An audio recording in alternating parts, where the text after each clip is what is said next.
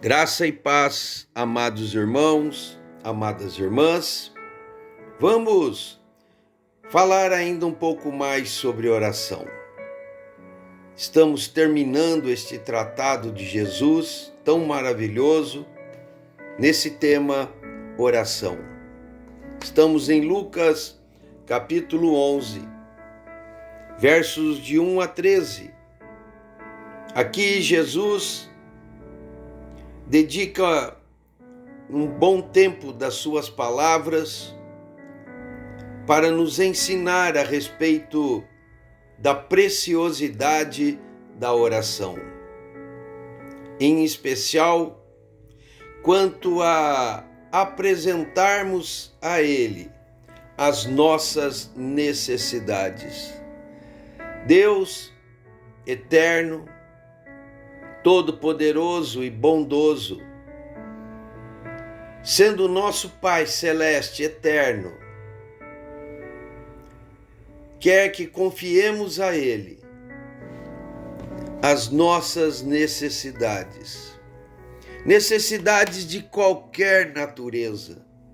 Então, a ênfase aqui no falar de Jesus está na questão do pedir a Deus, do buscar a Deus, do bater às portas de Deus. Sobre isso já falamos bastante e hoje eu quero voltar a falar do versículo 13. O Pai é bom, Ele dá dádivas excelentes aos seus filhos, e em especial, Ele dá o Espírito Santo àqueles que lhe o pedirem. Amados, eu tenho compartilhado com os irmãos que aqui podemos ter dois entendimentos. De que Jesus, ao dizer que Ele dará o Espírito Santo, está se referindo a nos dar a pessoa do Espírito Santo. Em João capítulo 14, Jesus diz que o Espírito Santo viria da parte do Pai, no nome dele, no nome de Jesus. Então, o Espírito Santo procede do Pai, em nome de Jesus. Ou seja, o Espírito Santo, a pessoa divina do Espírito Santo, não apenas um poder, mas a pessoa, o ser do Espírito Santo, pessoa divina, vem da parte do Pai, é uma bênção dada pelo Pai, é uma dádiva do Pai que podemos receber em nome do Senhor Jesus. Isso implica em dizer que nós recebemos por causa da obra de Jesus. Não fosse Jesus ter realizado a nosso favor a redenção eterna, nós não teríamos o habitar do Espírito Santo em nós. Mas o Pai nos dá o Filho para a obra da redenção, para que, tendo nós redenção no Filho, recebamos o Espírito Santo. Então este é um entendimento. O outro é que Deus o Pai nos dará Espírito Santo, nesse caso sem o artigo definido o, não se referindo propriamente à pessoa divina do Espírito Santo, mas se referindo a espírito no sentido de ânimo, um ânimo santo, de buscar santidade no Pai, de nos deixarmos ser separados para o propósito eterno do nosso Deus. Isso implica, amados, em vivermos para Deus, um viver total, muito além de apenas esperarmos a salvação na eternidade que está por vir, E também, amados, muito além de apenas termos a Deus como um ajudador para as nossas aflições terrenas. Quando temos para com Deus um ânimo de santificação, um Espírito Santo, um ânimo para a santificação, um ânimo, uma disposição para a entrega, então nós vamos mergulhar nas excelências do propósito divino. Amados, nem olhos viram, nem ouvidos ouviram, nem jamais penetrou em coração humano aquilo que Deus tem preparado para aqueles que amam a Ele. Mas o Espírito do Senhor está nos revelando. Então, precisamos ter em nós um ânimo de buscar santidade, de nos entregarmos à obra santificadora do Espírito Santo, para experimentarmos o que Deus tem de excelente, não apenas com respeito ao viver humano, que é passageiro, que é temporário, que passa, mas nos entregarmos ao que é eterno. Por um lado está por vir, mas por outro lado já está semeado em nós. E precisamos cultivar as coisas eternas no nosso viver, ainda nesta era em que estamos nesse mundo e nesse corpo perecível. Então, amados, voltando a 2 Coríntios, capítulo 5, verso 14, vimos ontem que o amor de Cristo nos constrange, considerando que Ele morreu para que nós também morramos para este mundo, para a carne, para o pecado, para as pretensões mesquinhas do ego. E o Senhor então morreu para que não vivamos mais para nós mesmos, mas para aquele que por nós morreu e ressuscitou. Um viver total. Aí no verso 16, Paulo vai dizer que precisamos nos determinar. Ele usa aqui a expressão daqui por diante. A ninguém conhecemos segundo a carne, e nem mesmo a Cristo segundo a carne. Isso se refere a um conhecer superficial de Cristo, que não entende o propósito do Pai e, por consequência, também não entra no desfrute que pode-se obter nesse viver humano quando corremos atrás de conhecer o propósito de Deus. E prossegue então no verso 17 dizendo: se alguém está em Cristo, é nova criação. As coisas antigas já passaram, eis que se fizeram novas. Amados, Paulo está nos dizendo que agora nós estamos em Cristo, e em Cristo somos partes de uma nova criação. A minha tradução, João Ferreira de Almeida, Revista e Atualizada, diz: é nova criatura. Mas a melhor tradução aqui está dizendo não exatamente criatura, mas criação. Criatura fala do meu ser individual, como alguém que deixa um viver antigo e passa a viver um novo viver. Mas é muito mais do que isso. Nós fomos incluídos em algo novo que Deus fez em Cristo.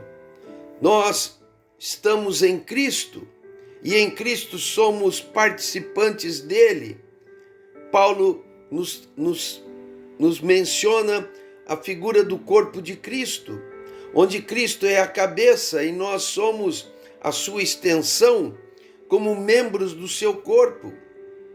E é isso que vai estar na eternidade, um mistério tão grande, mas que já podemos vivenciar a partir de agora. E nessa nova criação, nesse novo começo, não em Adão, mas agora em Cristo, o velho Adão passou, caiu, e nós nascemos nele.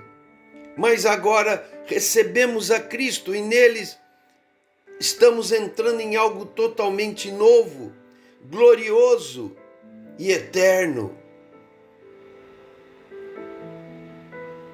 Para isso fomos criados.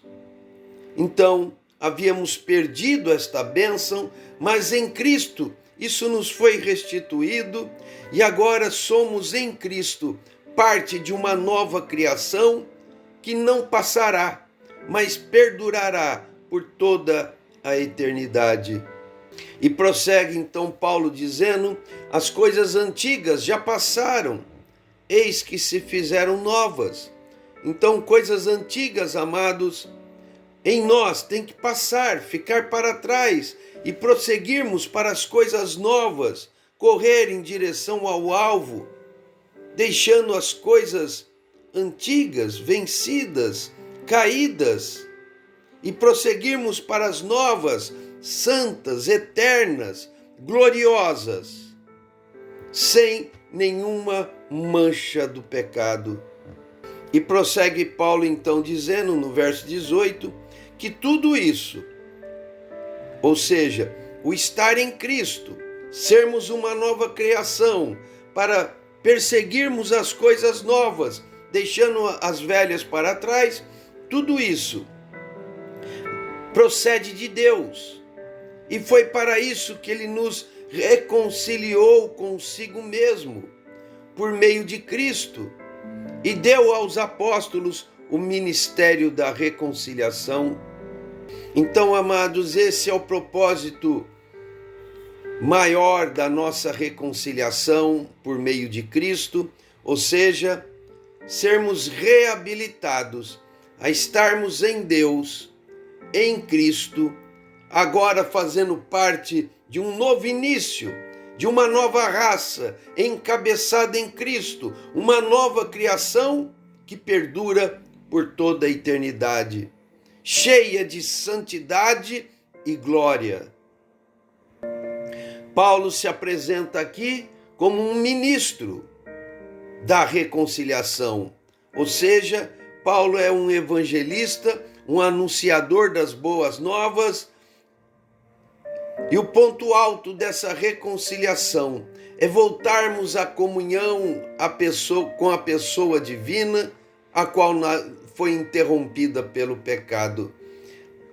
Paulo é um anunciador dessas boas novas, que chama o pecador à reconciliação total com o Pai, com o Filho e com o Espírito Santo. Então, Paulo prossegue falando do seu ministério. Ele diz então que ele é embaixador em nome de Cristo, enviado de Deus em nome de Cristo, para que Deus, por meio da boca dele, chame as pessoas. Como se Deus exortasse por nosso intermédio. A palavra aqui exortar-se é como se Deus chamasse com seriedade, com advertência até, por intermédio do apóstolo. E Paulo então diz solenemente aos coríntios e a nós, repercute até hoje, e Paulo diz solenemente: em nome de Cristo, pois rogamos que vos reconcilieis com Deus. Amados, temos que nos aproximar de Deus dia a dia, cada vez mais para perto, cada vez mais amigos de Deus do que amigos desse mundo, do que amigos do conforto, do que amigos das coisas que passam. Deus está nos chamando à sua comunhão por meio do ministério do apóstolo Paulo, o qual repercutimos aqui hoje. Essa palavra fala de uma aproximação gradativa, cada vez mais perto, cada vez mais perto, cada vez mais submisso, cada vez mais amigo de Deus. Vós sereis meus amigos, se fizerdes o que vos mando. Então, amados, nos aproximamos de Deus para sermos amigos de Deus, submissos a Deus. Isso é santificação. E devemos pedir ao Pai um Espírito Santo, um ânimo de santificação para vivermos a plenitude do que Deus realizou a nosso favor por meio de Cristo. Vamos orar. Querido Pai, dá-nos compreensão mais clara a cada dia das tuas intenções para conosco. Nos dê um Espírito Santo, um ânimo de busca, uma determinação firme de olharmos a Ti e prosseguirmos em direção ao alvo. Te pedimos, ó Pai, em nome de Jesus. Amados, fiquem na paz, que Deus dê um maravilhoso final de semana na presença dEle.